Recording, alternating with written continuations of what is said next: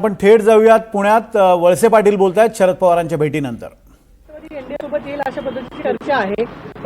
पवारांनी मोदींची भेट घेतली, सुप्रिया अमित शहाना भेटल्या, प्रफुल्ल पटेल यांनी सुद्धा सुनील तटकरे यांनी मोदींची भेट घेतली, परत पवारांना भेटायला गेले। आज तुम्ही पवारांच्या भेटीला आलेला आहात, खरंच काय घडतंय किंवा दोन राष्ट्र एकत्र येतील किंवा एनडीए सोबत पवारांच्या राष्ट्रवादीवर असं काय आहे?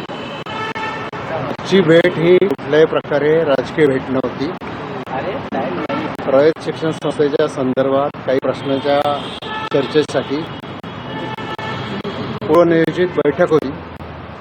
या बैठकीला रयत शिक्षण संस्थेचे chairman Chandrakant Dalvi, vice chairman Bhagirath Shinde, managing काउन्सिलचे सदस्य रामशेठ ठाकूर, विश्वजित कदम आणि मी असं मी उपस्थित होतो। आणि गुरुपौर्णिमा पण आहे।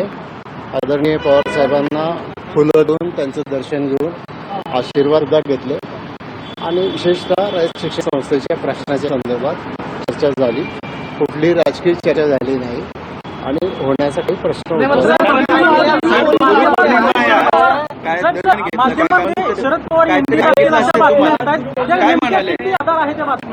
असं आहे की राजकीय चर्चा कुठल्याही प्रकारे झालेली नाही। त्यामुळं कुठल्याही राजकीय प्रश्नांना उत्तर देण्याचा मला कुठलाही अधिकार नाही। गुरुमंत्र काही नसतो, काम करत राहा, लोकांसाठी काम करा, चांगलं काम करा, त्यांचा नेहमीचा मंत्र।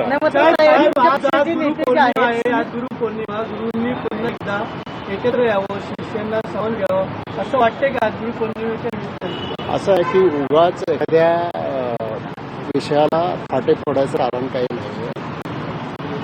गुरु आहेत, गुरुस्थानी आहेत, नेहमीच मोठ्यांचे आशीर्वाद घेतले पाहिजे। ते आजपर्यंत सगळ्यांचे घेत आलो। आता जसे मी पवार साहेबांचे आता आशीर्वाद घेतले तसं आता इथून भारताच्या माजी राष्ट्रपती प्रतिभाताई पाटील यांचे आशीर्वाद घ्यायला मी चालले।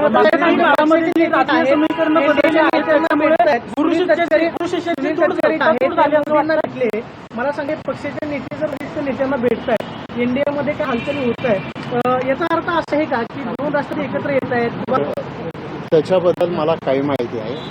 आमच्या पक्षाचे जे प्रमुख नेते आहेत ते याच्या बाबतीत आपल्याशी काय माझी पाहायला भेटेल? असं आहे की कोणी कुठेही जरी राजकीय दृष्ट्या असलं तरी शेवटी राजकीय कार्यक्रम हा वेगळा असतो आणि वैयक्तिक संबंध हे वेगळे असतात। त्यामुळे तुमच्या सगळ्या प्रश्नांची मी उत्तरं देईन। बैठका पाहिल्या तर जवळपास 8 बैठका झाल्या। दिलीप वळसे पाटील यांनी शरद पवारांच्या भेटीनंतर ही प्रतिक्रिया दिलेली आहे। रयत शिक्षण संस्थेच्या संदर्भातली ही बैठक होती आणि रयत शिक्षण संस्थेच्या संचालक मंडळावरचे इतरही सदस्य या बैठकीला उपस्थित होते असंही त्यांनी म्हटलं। त्याचबरोबर आज गुरुपौर्णिमा असल्यामुळे शरद पवारांना पुष्पगुच्छ देऊन त्यांचे आशीर्वादही घेतल्याची माहिती त्यांनी दिलेली आहे।